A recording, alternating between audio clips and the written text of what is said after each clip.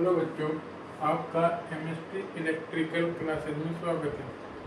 तो आपको पता ही होगा कि हमारी जो क्लासेज हैं वो कंटिन्यू यूट्यूब पे चल रही हैं, है ना।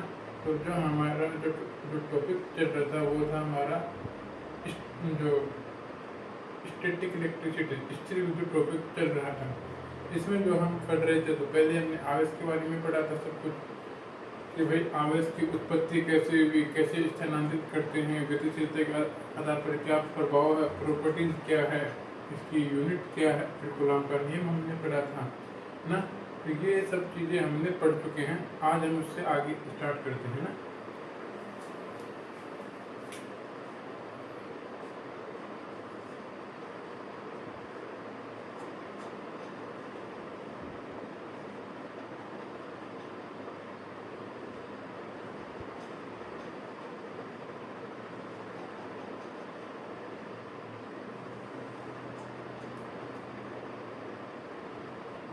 तो जो हमने कल कूलॉम का नियम पढ़ा था वो क्या पढ़ा था? कूलॉम का नियम,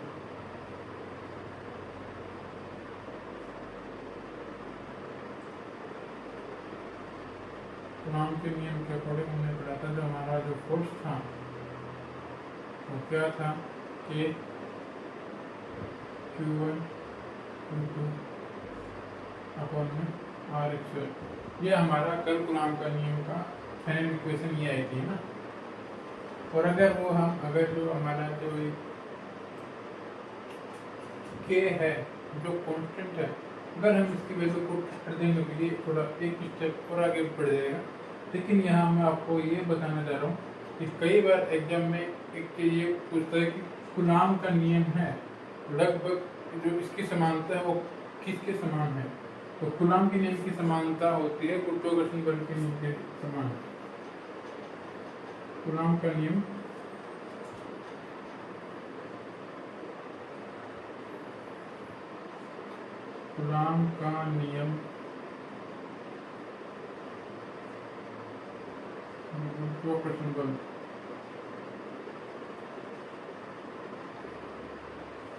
गुरुत्वाकर्षण बल के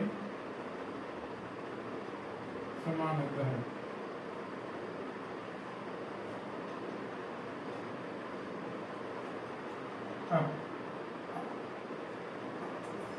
अब आप पूछोगे कि भाई ऐसा क्यों, कि दिखाओ हमें कहाँ समान है, ऐसा क्यों। तो जो हमारा गुरुत्वाकर्षण बल का जो नियम होता है वो क्या होता है, वो भी फोर्स से आएगा, है ना। वो बराबर क्या है, F बराबर G। पहली चीज तो देखो, सेम कंडीशन है, सेम कि F समानुपाती आएगा m1। ये एक पिंड होता है, कोई भी एक वस्तु होती है, पिंड होता है। एक पिंड का द्रव्यमान इनटू दूसरे पिंड का जो द्रव्यमान है वो बल के समानुपाती आता है। दूसरी इक्वेशन इसमें क्या आती है, इन दोनों पिंडों के बीच की जो दूरी है उसके वर्ग के समानुपाती होता है। इससे वही हमारी फाइनल इक्वेशन आएगी, F समानुपाती m1 इंटू m2 बट्टे में R²। और जब इस समानुपाती के निशान को हटाते हैं हम, यहाँ पे एक कांस्टेंट आएगा, वहाँ पे हमने कांस्टेंट के रूप में K को लिखा था, यहाँ हमने कांस्टेंट के रूप में K को लिखा था, यहाँ हम कांस्टेंट के रूप में G को लिखेंगे। क्या लिखेंगे?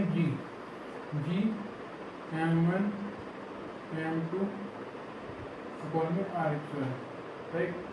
और जो G है, G यहाँ पे स्थिरांक G की वैल्यू यहाँ क्या होती है, G क्या है, पृथ्वी नियतांक।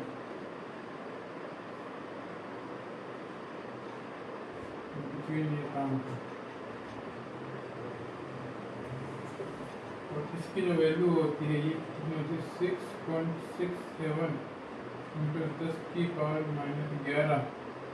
और बाकी इसकी जो यूनिट आएगी वो क्या जाएगी, कितना आ जाएगा, ये जो डिस्टेंस है ये मीटर में होगी, इधर जाएगी मीटर²। तो मीटर²। और ये जो पिंड है, पिंड का जो द्रव्यमान होगा, किसी वस्तु का द्रव्यमान होगा, वो हम किलोग्राम में मापेंगे, केजी में मापेंगे। तो ये इंटू में यहाँ से भाग में जाएगा, तो केजी आ जाएगा। और वो पिंड है, एक के लिए नहीं है, इसका भी केजी, इसका भी KG, KG into KG, KG square. तो इसका जो मात्रक होता है न्यूटन मीटर स्क्वायर प्रति केजी स्क्वायर हो गया, और इसका जो मान होता है 6.67 इंटू 10⁻³ होता है। जो कूलॉम का नियम है गुरुत्वाकर्षण बल के नियम के बिल्कुल समान होता है। ये बात कई बार एग्जाम में पूछ ली जाती है, इसलिए ये लिखाना यहाँ जरूरी हो जाता है ना।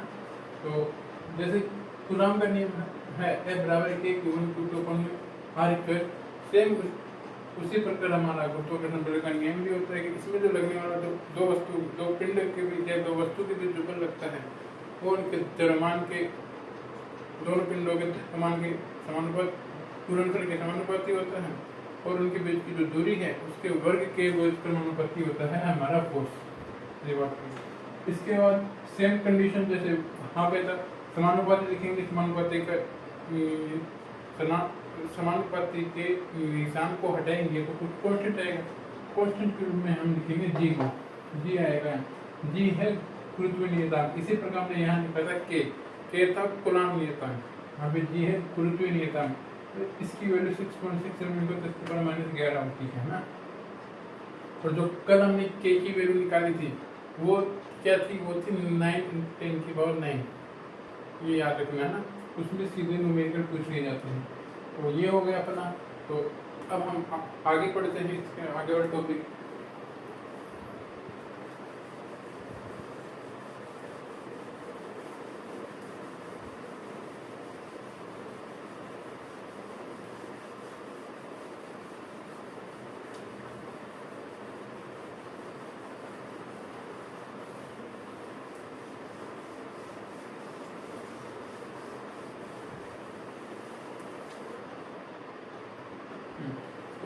अब हम पढ़ते हैं, एक आता है गाउस का नियम। गाउस का नियम या गॉस का नियम, गाउस का नियम या गॉस का नियम होता है। क्या होता है गाउस का नियम या गॉस का नियम? गाउस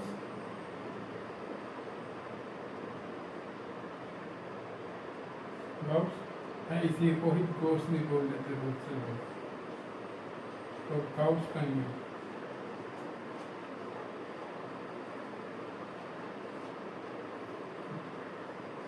ये क्या है? तो इसमें क्या होता है, इसने बोला कि अगर कोई पिंड है तुम्हारे पास, कोई वस्तु है तुम्हारे पास, कोई भी पिंड मान लो, तुम कुछ भी पिंड मान लो है ना, इसके अंदर कुछ आवेश है, कितना है Q1 है, Q1 है या Q2 है या Q3 है, Q4 हो गया, Q5 हो गया ना, ये आवेश है। और इसके अंदर से क्या गुजरेगा, फ्लक्स गुजरेगा। ये क्या है हमारा फ्लक्स, क्या फाई, ये है हमारा फ्लक्स, विद्युत फ्लक्स ना, ये है हमारा विद्युत फ्लक्स आएगा। तो इसमें क्या है, इसने बोला, गाउस ने बोला कि अगर कोई बंद पिंड है तो इसमें से जो गुजरने वाला जो फ्लक्स होगा, जो फाई होगा, वो इसके इंटरनल जो आवेश है इन पे डिपेंड करेगा। जितने अधिक अंदर आवेश होंगे उतना ज़्यादा फ्लक्स गुजरेगा, अगर आवेश कम है तो फ्लक्स का मान कम होगा, है ना। क्या बोला है कि ये होते हैं समानुपाती होते हैं, फाई समानुपाती क्यू इन। कि जो इसमें जो कोई भी जो पिंड है उस पिंड में से गुजरने वाला जो फ्लक्स होगा वो समानुपाती होगा इसके अंदर जितने आवेशन होंगे। अगर अंदर आवेश का मान कम है तो कम आवेश हो, कम फ्लक्स गुजरेगा। अगर अंदर आवेश ज़्यादा है तो अधिक फ्लक्स गुजरेगा, है ना। ये कॉन्सेप्ट है। और जब समानुपाती के निशान को हटाते हैं तो कुछ कॉन्स्टेंट आएगा, तो ये कॉन्स्टेंट क्यू इन अपॉन में के आ जाएगा, के या फिर एप्सिलॉन लिख लो, के लिख लो या एप्सिलॉन लिख लो, एप्सिलॉन आ जाएगा। जब समानुपाती के निशान को हटाएंगे तो एप्सिलॉन कॉन्स्टेंट आ जाता है ना। तो क्या है, तुम तो इसको याद रखो कि भाई क्या है, गाउस का नियम है क्या। तो देखो तुमको डेफिनेशन देखो कि किसी दृढ़ पिंड, किसी मजबूत पिंड किसी दृढ़ पिंड से गुजरने वाला जो फ्लक्स है, गुजरने वाला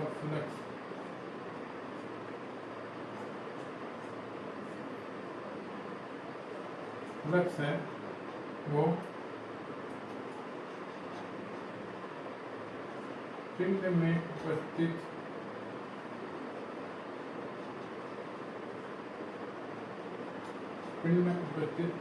आवेशों के क्या होता है, आवेशों के समानुपाती होता है। किसी दृढ़ पिंड में से गुजरने वाला जो फ्लक्स होता है वो पिंड में उपस्थित जो आवेश आवेशों के क्या होता है, समानुपाती होता है।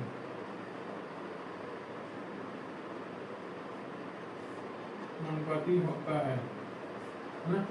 ये है अपना गाउस का नियम। क्या है कि भाई कोई अगर पिंड है, किसी पिंड में कुछ आवेश रखे हुए हैं, कुछ आवेश है ना, अगर उसमें से कोई फ्लक्स गुजरेगा तो वो आवेश के समानुपाती होगा। अगर अंदर आवेश कम है तो फ्लक्स कम गुजरेगा, ज़्यादा है तो ज़्यादा गुजरेगा, वो समानुपाती होता है ना। ये आ गया। अब इसके बाद हम देखो कुछ और कुछ पढ़ते हैं।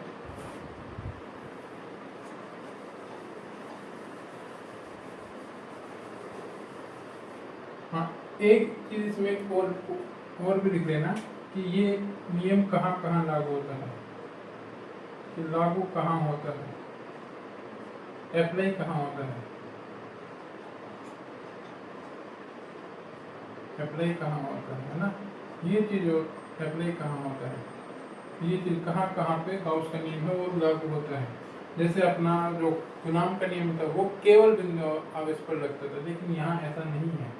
ये कहाँ कहाँ लगता है, एक तो भाई बिंदु आवेश पर भी लगता है, बिंदु आवेश पर तो लगता ही लगता है, बिंदु आवेश पे लगता है। दूसरा किसमें, कैसे, अनंत चार्ज शीट, अनंत चार्ज शीट, अनंत चार्ज शीट का एग्जांपल जैसे हमारी हाइड्रोजन होती है ना टोको टाइप में, ये अनंत चार्ज शीट, तो इस पे भी क्या लगता है हमारा कि ये गाउस का नियम लगता है। तीसरी चीज है लाइन चार्ज शीट,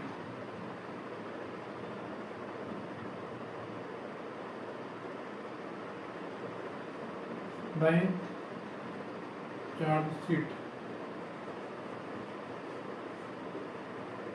इस पे भी लगता है। ये कैसे, जो हमारी ट्यूबलाइट होती है ना, क्या हमारी ट्यूबलाइट होती है वो इसका एग्जाम्पल। ट्यूबलाइट एक सीधी लाइन में होती है, वहाँ पे ये लगता है, अनंत चार्ज शीट पे लगता है, बिंदु आवेश पे लगता है, और चौथा हमारा लगता है गोलाकार शीर्ष पे, गोलाकार शीर्ष पे।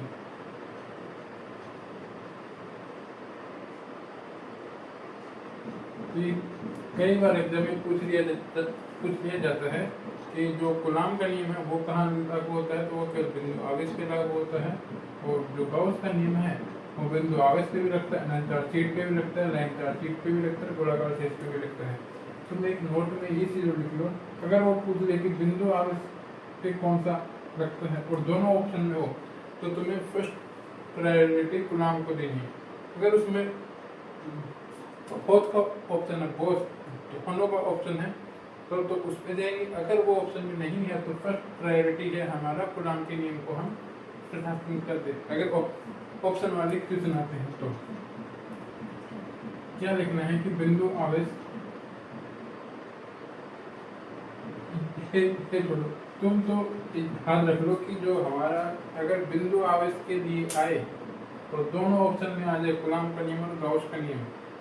अगर उसमें बोथ का ऑप्शन है कि कूलॉम का नियम भी लागू होता है, गाउस का नियम भी लागू होता है, तो उस बोथ पे टिक करेंगे। अगर बोथ का ऑप्शन नहीं है तो इन दोनों में से फर्स्ट प्रायोरिटी कूलॉम के नियम को देंगे ना। तो बिंदु आवेश पर ये भी लगता है वो भी लगता है, चलो ठीक है, ये हो गया अपना गाउस का नियम।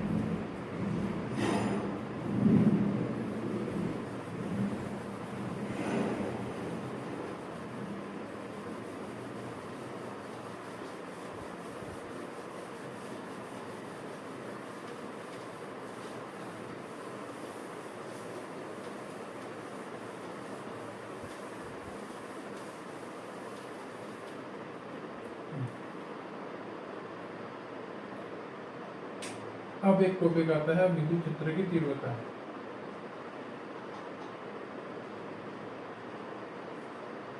विद्युत क्षेत्र तीव्रता, इंटेंसिटी।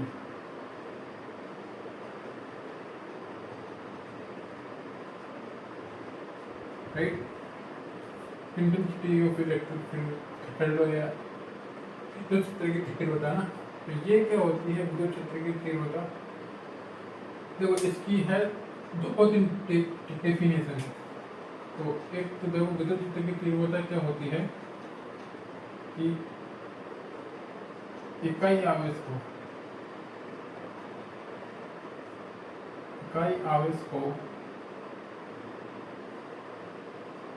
अनंत से विद्युत क्षेत्र प्रणाली में क्या मिलता है।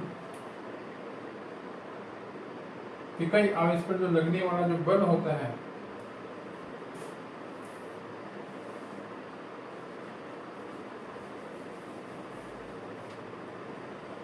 क्या है, इकाई आवेश पर लगने वाला बल,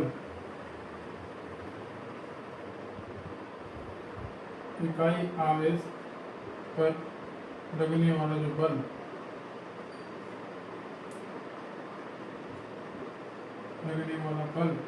क्या होता है, तीव्रता या विद्युत क्षेत्र की तीव्रता कहलाता है।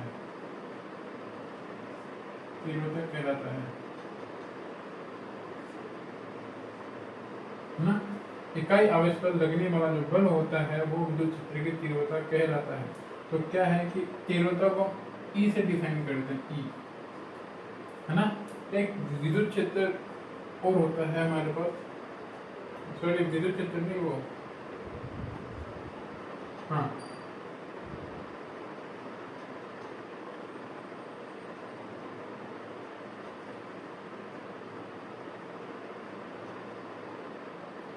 विद्युत क्षेत्र तीव्रता को हम डिफाइन करते हैं ई से।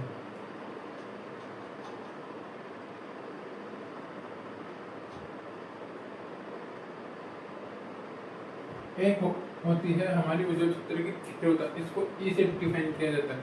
एक होती है विद्युतशीलता, एक होती है विद्युतशीलता परमिटिविटी, उसको छोटे ई से डिफाइन करते हैं इस प्रकार, है ना। ये अलग है, वो अलग है।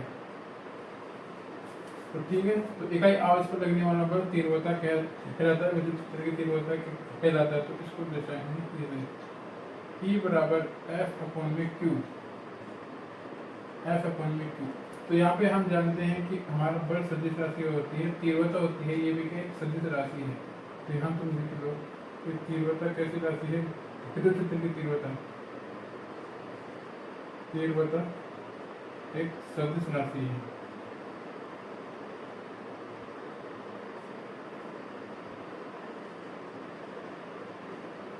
सदिश राशि है या होती है, जो भी है ना। E बराबर F/Q। तो ये क्या होता है, विद्युत क्षेत्र की तीव्रता। अगर तुम देखोगे यहीं पे तो यहाँ से इसका जो मात्रक निकलेगा, मात्रक क्या निकलेगा, न्यूटन प्रति कूलम। इसका मात्रक क्या आएगा, न्यूटन प्रति कूलम। इसकी क्या आएगी, यूनिट आएगी, मात्रक आएगा, है ना। एक इसका दूसरा मात्रक भी होता है, वो क्या होता है, एक होता है वोल्ट प्रति मीटर भी होता है ना। ये दोनों मात्रक होते हैं इसके, ये भी होता है और ये भी होता है। न्यूटन प्रति कूलम भी होता है, वोल्ट प्रति मीटर भी होता है। न्यूटन प्रति कूलम तो इस वाले फॉर्मूले से आएगा, क्या है विद्युत क्षेत्र की तीव्रता, क्या है F/Q, न्यूटन प्रति कूलम, इससे आएगा। वोल्ट प्रति मीटर कहाँ से आया वो मैं तुमको अभी बताऊंगा थोड़ी देर में। तो ये है इकाई आवेश पर लगने वाला बल विद्युत क्षेत्र की तीव्रता कहता है। E बराबर F/Q, न्यूटन प्रति कूलम भी मात्रक होता है, वोल्ट प्रति मीटर भी इसका मात्रक होता है। वो मैं तुमको आगे बताऊंगा कि ये कहाँ से आया।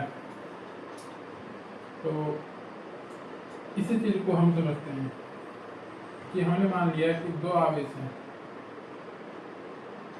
एक क्यू आवेश है और एक को इसने बोला इकाई आवेश है। तो इकाई आवेश है ना, इकाई आवेश मान लिया। तो इन दोनों पे क्या लगेगा, फोर्स लगेगा। हमने बात की थी कूलम के नियम के अनुसार, ये कितना है, 1 कूलम है, इकाई आवेश है तो 1 कूलम है। तो क्या इनों पे आवेश लगेगा, तो इकाई आवेश के कारण जो लगने वाला जो बल होता है वो क्या कहलाता है, तीव्रता। यहाँ से हम जानते हैं F बराबर के Q1 Q2 कौन में R स्क्वायर है। तो यहाँ पे इसकी वैल्यू लिखेंगे तो के Q1 की जगह पे तो Q आ जाएगा और इसकी जगह 1 आ जाएगा अपॉन में R स्क्वायर। तो ये कहेगा के Q अपॉन में R स्क्वायर। एक ये भी इसका मतलब बताइए कि बल, यहाँ पे हम कह सकते हैं कि जो तीव्रता है जो वो के Q अपॉन में R स्क्वायर भी होती है ना। ये भी तुम याद रखना कि विद्युत क्षेत्र की तीव्रता होती है फोर्स अपॉन में कूलम भी होती है, फोर्स अपॉन में बल बट्टे में आवेश, कूलम भी होता है, बल बट्टे में आवेश होता है। दूसरा के Q अपॉन में R स्क्वायर भी होती है तीव्रता। एक मैं बराबर एक तीव्रता होती है, तीव्रता वही है लेकिन ये इसकी अलग अलग डेफिनेशन अलग अलग जगह पे है ना। तो इसका एक ये भी हो गया, E बराबर F अपॉन में Q मात्रक न्यूटन प्रति कूलम, E बराबर के Q अपॉन में R स्क्वायर है ना। अभी एक है कि इकाई लंबाई पर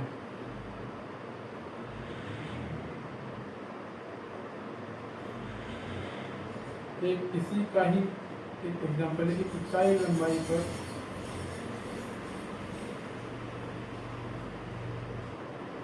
लंबाई पर विभव में परिवर्तन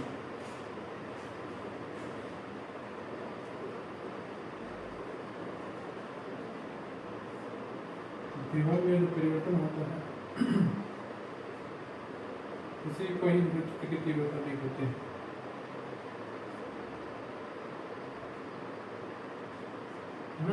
क्या बोला है, इकाई लंबाई पर विभव में परिवर्तन को ही हम क्या बोलते हैं, विद्युत क्षेत्र की तीव्रता कहते हैं। और ये जो मात्रक आया वोल्ट प्रति मीटर, ये यहीं से है, क्या है, E बराबर V अपॉन में L, V अपॉन में L, ये डेल V अपॉन में डेल L ना।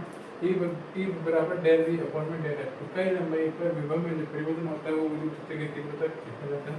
तो अभी हमने पढ़ा है विद्युत क्षेत्र की तीव्रता, इंटेंसिटी। इंटेंसिटी क्या होता है, इकाई आवेश पर लगने वाला बल तीव्रता कहलाता है ना। E बराबर F अपॉन में Q होता है, तो इसके अकॉर्डिंग इसका मतलब न्यूटन प्रति कूलम आएगा। एक होने बड़ा इकाई लंबाई पर विभव में परिवर्तन होता है वो भी क्या होता है, हमारा इंटेंसिटी होती है, तीव्रता होती है। वो बराबर E बराबर डेल V अपॉन में डेल L आ जाएगा। इससे मात्रक आपका वोल्ट प्रति मीटर आ जाएगा, वोल्ट प्रति मीटर इसका मात्रक आ जाएगा, ठीक है। इसके बाद हमारी जो विद्युत क्षेत्र की तीव्रता, ये एक वेक्टर राशि है, सदिश राशि है, ठीक है, सदिश राशि है, ठीक है, सदिश राशि है। जब हम इसकी डेफिनेशन पढ़ते इकाई आवेश पर लगने वाला बल तीव्रता कहलाता है, तो इसके अकॉर्डिंग हमारा एक फॉर्मूला और निकल के आता है, इंटेंसिटी बराबर के Q अपॉन में R स्क्वायर भी होता है। तो इसकी क्या, E बराबर F अपॉन में Q, E बराबर के Q अपॉन में R स्क्वायर, E बराबर डेल V अपॉन में डेल L सदिश राशि है। और न्यूटन प्रति कूलम वोल्ट प्रति मीटर इसकी क्या है, मात्रक है। तो ये चीजें इसमें याद रखना है।